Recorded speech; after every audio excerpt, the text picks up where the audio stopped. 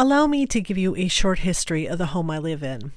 It was built in 1906 as a boarding house, and at some point it had been turned into a duplex, and the upstairs was rented off and on throughout the years. And my father-in-law's brother Felix owned the home for a while in the 50s, and shortly thereafter my father-in-law bought the home around about 1962, and so our family has lived in the home ever since, which means that this particular family has occupied this particular home for 60 of its 120 years. A front porch was added at some point, and the house is on a double lot in the suburbs, and it has large gardens to grow flowers, fruit trees, and vegetables, although a couple of attempts to grow an apple orchard sadly failed. And all the while, many structural and cosmetic changes happened along the way. And because of its history, our home has an awkward layout, but she's sturdy and ready to be occupied for many years to come.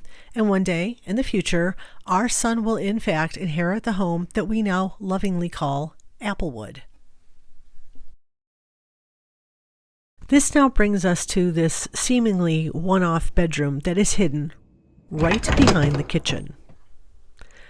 It's been used as a makeshift pantry ever since I knew my husband, and well, that's been over 20 years now. And we are now going to redesignate this room permanently as a working pantry. Now, theoretically, it shouldn't take us that long, but let's see how all of this goes. And this is how the wayward bedroom has been looking for a little more than a year. While there is storage, there's no way to organize anything. And things get thrown in here to be dealt with later, and well, it's later. It's much, much later, and it's just time to begin. And it's true. If you're going to eat an elephant, you just go one bite at a time and just start somewhere. The very first thing I wanted out of the pantry forever was this stand-up double cabinet.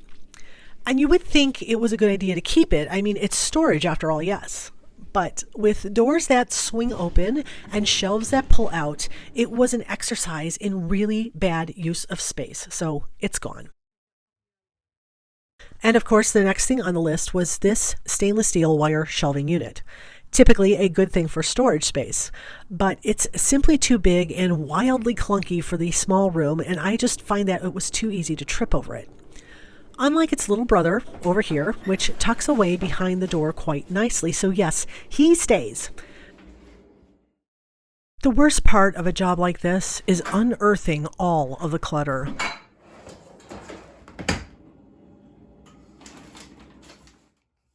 I've got things in here that are just way past their sell-by date, but there is also some really neat stuff I found. For example, these antique rolling pins. And of course, I'm now left with a really big box of stuff that I need to figure out what to do with. It's always a matter of making a bigger mess for the sake of getting organized. And I am so looking forward to being organized.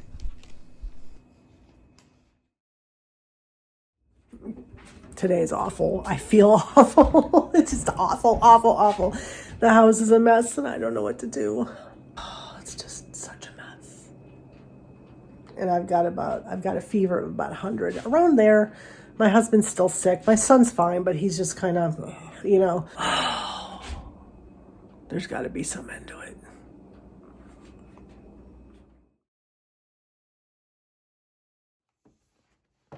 So that was the removal of most of the storage pieces that were completely useless. And then the question was, what do I replace them with? But I didn't want to spend $1,000 on a piece of furniture when I am far too accustomed to finding thrifted items that look amazing in my house and paying less than $50 for them.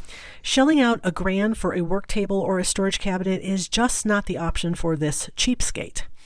So I settled with this for now. This is just a basic utility cart. It does all the things I need it to, but it's just so sturdy and so very boring. And now I am questioning my $150 purchase. But we put it together, and this is going to be the piece I reconsider over the next few months. I guess we'll see how it goes. No, it doesn't have the vibe that I want for the pantry, but it really does do the job.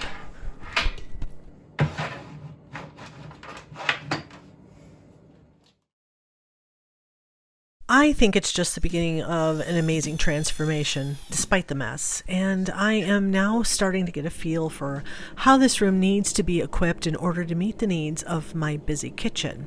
We've got lots of ideas, and they are just starting to come together.